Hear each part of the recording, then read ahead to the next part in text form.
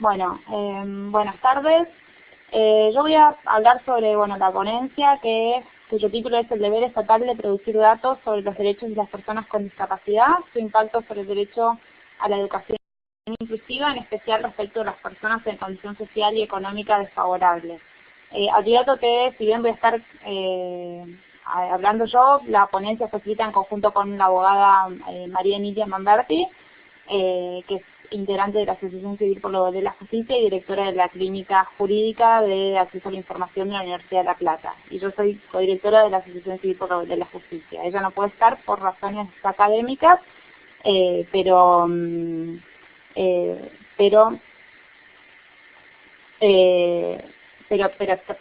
quería estar y lamentablemente no fue posible. ¿Qué nos proponemos con esta presentación? Por un lado, resaltar la obligación estatal de producir datos sobre trayectoria educativa de personas con discapacidad y educación inclusiva, destacar el hecho de que los estados no producen datos suficientes sobre la trayectoria educativa de personas con discapacidad y resaltar la necesidad de que esos datos consideren cuál es la condición socioeconómica de los alumnos con discapacidad. Esos son los tres objetivos fundamentales. Para eso también nos vamos a hacer una breve introducción al derecho a la educación inclusiva y vamos a hacer referencia a la forma en que este derecho está reconocido en la normativa internacional de derechos humanos. Entonces como primera apreciación queremos resaltar, hacer algunas referencias puntuales sobre el derecho a la educación inclusiva y señalando en qué consiste este derecho. El derecho a la educación inclusiva, por un lado, está reconocido en el artículo 24 de la Convención Internacional sobre Derechos de las Personas con Discapacidad, que es la norma del derecho internacional que le da mayor contenido, mayor precisión al contenido de este derecho. Pero nosotros creemos que, de todas maneras, el derecho a la educación, de la forma en que estaba reconocido ya anteriormente en otros tratados internacionales de derechos humanos, si uno atiende a los fines que se le atribuían al sistema educativo y a la educación, la única forma de que esos fines sean realizados es con una educación que sea inclusiva. Entonces, el derecho a la educación en general es inclusivo. A su vez, el artículo 24 lo que hace es venir a precisar un poco más cuáles son sus componentes. El derecho a la educación inclusiva demanda que todos los estudiantes con y sin discapacidad participen y aprendan en la misma aula. Valora la diversidad de los estudiantes y es flexible precisamente para poder atender a esas necesidades individuales. Tiene en cuenta qué apoyos necesitan las escuelas y los estudiantes para atender a las diversidades, y está comprometido con la identificación y la eliminación de todas las barreras y los obstáculos que puedan surgir para el aprendizaje de los estudiantes. El derecho a la educación inclusiva no tiene que ver exclusivamente con las personas con discapacidad, sino con asegurar un sistema educativo inclusivo que asegure que ningún estudiante, y especialmente aquellos que en general están más expuestos a la discriminación o expuestos a dejar el sistema educativo, que ninguno de esos estudiantes quede excluido de la educación y que tengan acceso a su máximo desarrollo en escuelas inclusivas con el resto de los estudiantes. Y también está íntimamente ligado a otros principios de la Convención Internacional sobre Derechos de las Personas con Discapacidad, como el principio de accesibilidad, el principio de no discriminación y el derecho a estar incluido en la comunidad. También prohíbe a las escuelas comunes rechazar estudiantes por motivos de discapacidad. Esto se alude en algunos documentos elaborados por organismos del sistema internacional como prohibición, es la cláusula contra el rechazo, que establece claramente que los estados están obligados a establecer normas, procedimientos y prácticas que aseguren que las escuelas comunes no tengan la obligación de aceptar a todos los estudiantes y que no los puedan rechazar por motivo de una discapacidad.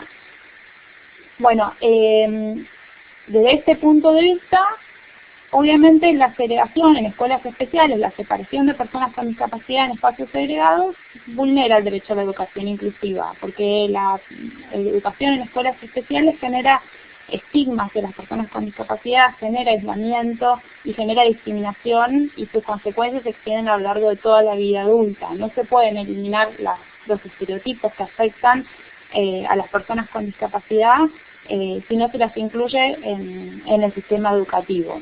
O sea, nosotros creemos que a su vez hay otros problemas adicionales que tienen que ver con cómo son las escuelas especiales y las bajas expectativas que en muchos casos tienen sobre los estudiantes, etcétera.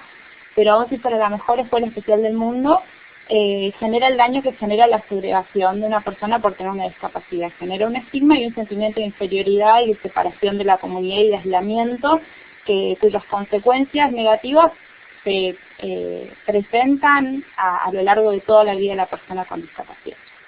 En la práctica, el derecho a educación inclusiva no se respeta en muchos países.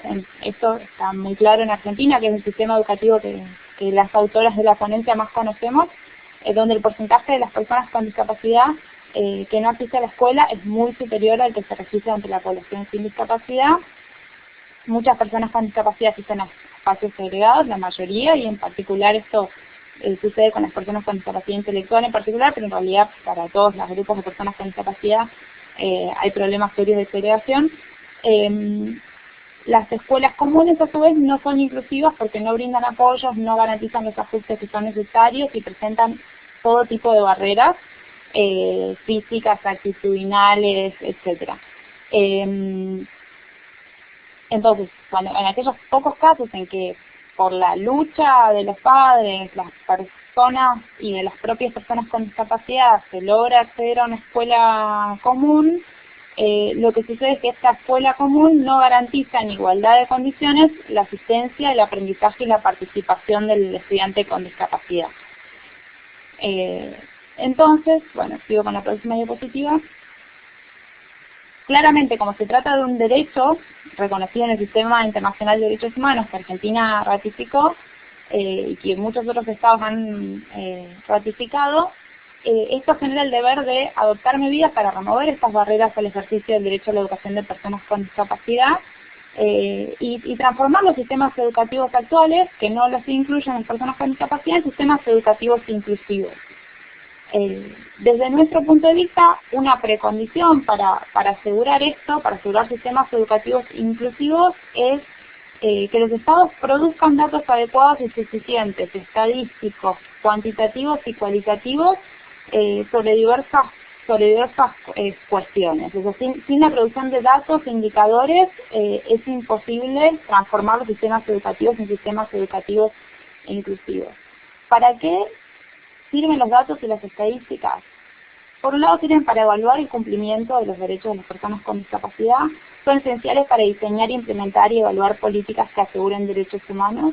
Si no se sabe dónde están los problemas, cuáles son los recursos con que cuenta el sistema educativo para garantizar la inclusión de los estudiantes, etcétera, es muy difícil que se puedan pensar políticas que resuelvan esos problemas. Si no sabemos dónde están las barreras, es difícil que después se puedan remediar. Sirve para supervisar avances y retrocesos en la realización de derechos como una forma de rendición de cuentas. Cuando los estados ratifican tratados de derechos humanos, se obligan con el sistema internacional a avanzar en el cumplimiento del derecho, y esto implica que tengan que rendir cuentas, que tengan que informar periódicamente sobre cuánto han avanzado, y sin información es imposible saber realmente si hubo algún avance o si no hubo ninguno, o si hubo un retroceso también. Sirve para visibilizar en el debate público, en la sociedad, los problemas que afectan a las personas con discapacidad. Si el problema no se registra estadísticamente, si no se generan datos e información, es muy fácil que se niegue el problema y que quede invisible, y que por su misma invisibilidad no se adopte ningún tipo de medida ni se reclame ningún tipo de medida para remediarlo. Y sirve para probar, para documentar denuncias. O sea, denuncias y obtener una reparación ante la violación del derecho. Con la información estadística permite generar evidencia que pueda fundamentar denuncias que a su vez generen reparaciones a las violaciones a este derecho. Entonces, los datos y las estadísticas son fundamentales para avanzar en el cumplimiento del derecho a la educación inclusiva. No pueden ser vistos como un tema menor. Si bien esta obligación de producir datos y estadísticas es común a la que surge de otros tratados internacionales de derechos humanos, que al a los estados al asumir obligaciones y compromisos de dar cumplimiento a derechos que obligan de manera implícita a generar datos para rendir cuentas sobre estos avances, el artículo 31 de la Convención sobre Derechos de las Personas con Discapacidad tiene un plus porque obliga de manera muy explícita y muy clara en el artículo 31 a recopilar información para formular políticas y dar efecto a la Convención. O sea que en ese sentido la Convención es más completa o es más clara que otros tratados porque lo tiene formulado de una manera muy clara y explícita. De todas maneras, en los otros tratados se entiende que comprenden la obligación de producir datos, pero en la Convención está más claro y claramente dice que los estados son obligados a desglosar información y usarla para lograr el cumplimiento de obligaciones, identificar y eliminar barreras, y que tienen que difundir estas estadísticas, las que deben ser obviamente accesibles.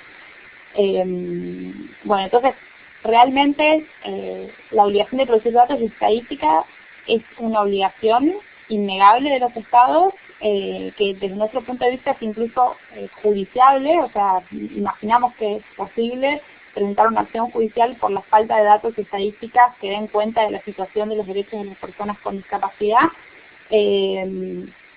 porque está muy claramente establecida la obligación. Después está el desafío de definir exactamente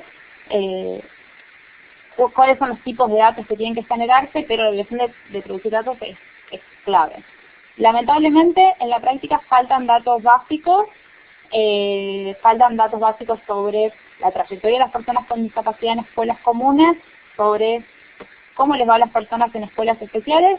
Un dato tremendo es que no sabemos, por ejemplo, cuántas personas que van a escuelas especiales dejan el sistema educativo. Para nosotros esto es muy simbólico del olvido y de la invisibilización en el que están inmersas las personas con discapacidad y las bajas expectativas que hay sobre su rendimiento. Por algo no se generan datos sobre por qué dejan el sistema educativo. Tampoco hay información sobre las barreras a la asistencia y aprendizaje que enfrentan escuelas comunes y sobre los recursos para inclusión en el sistema educativo. En general no sabemos cómo les va en el sistema educativo. Esto pasa en Argentina y pasa en otros países de la región, porque hay documentos generados por los ministerios de educación de diferentes países en reuniones regionales, en las que todos han consensuado el mismo diagnóstico. A todos les faltan datos, o sea que es un problema común a los países de América Latina, que nosotros conocemos bastante bien en Argentina, donde faltan datos centrales. A su vez hay algunos datos que no son confiables. Bueno, el efecto de la falta de datos, el efecto es que invisibiliza las barreras en el acceso a la educación, invisibiliza a las personas con discapacidad. También, bueno, por último, en el poco tiempo que queda, quiero señalar una cuestión que nosotros marcamos bastante en el paper, y es la necesidad de que se generen estadísticas desagregadas que tengan en cuenta la situación específica de un grupo específico de personas con discapacidad, que son las personas en situación de pobreza y exclusión social. O sea, la discapacidad es a la vez causa y consecuencia de la pobreza, y hay una relación muy estrecha. Un amplio porcentaje de personas con discapacidad están en situación de pobreza. A su vez, en general, las personas en situación de pobreza son víctimas de discriminación, muchas veces en las políticas públicas. Como ejemplo muy claro, las villas de la ciudad de Buenos Aires, por ejemplo, la situación de accesibilidad física en una villa es 100 veces peor que la que se puede dar en otras zonas de la ciudad, porque directamente no hay calles, no están urbanizadas. Entonces, para nosotros es importante que se generen estadísticas desagregadas que den cuenta de la situación específica de las personas con discapacidad que se encuentran en situación de pobreza, para que bueno, mejorar su situación, ya que en general están en una situación mucho peor, así como otros grupos específicos de personas con discapacidad, sobre los cuales el Comité sobre Derechos de las Personas con Discapacidad ha señalado la necesidad de que se generen datos e información desagregada. Sin datos e información desagregada por grupos específicos es difícil combatir los problemas o las barreras que afectan en particular a ciertos grupos, porque también quedarían invisibilizados. Y bueno, por último, ahí en los últimos diapositivas hay datos estadísticos que dan cuenta de estas disparidades en el acceso a la educación entre personas que viven en villas de la Ciudad de Buenos Aires y en el resto de la ciudad. Son un ejemplo de un distrito, pero seguramente es una situación que se repite, por eso nos parece importante que se generen datos y estadísticas que después permitan de alguna manera tener en cuenta en las políticas públicas que se tienen que generar la necesidad de prever políticas específicas que resuelvan la situación de ese grupo de la población. Bueno, como conclusiones, bueno, la información es necesaria e indispensable para monitorear el cumplimiento de derechos. El artículo 31 obliga a recopilarla, difundirla y desglosarla. Muchos datos lamentablemente no se producen, esto es otra barrera adicional para la implementación de sistemas educativos inclusivos. La pobreza y la discapacidad tienen una estrecha relación entre sí, y la condición socioeconómica debe ser tenida en cuenta para generar y desagregar datos y estadísticas, a pesar de que con la cabeza no se tenida en cuenta. Bueno, creo que se acabó mi tiempo, de acuerdo a lo que había, ¿sí?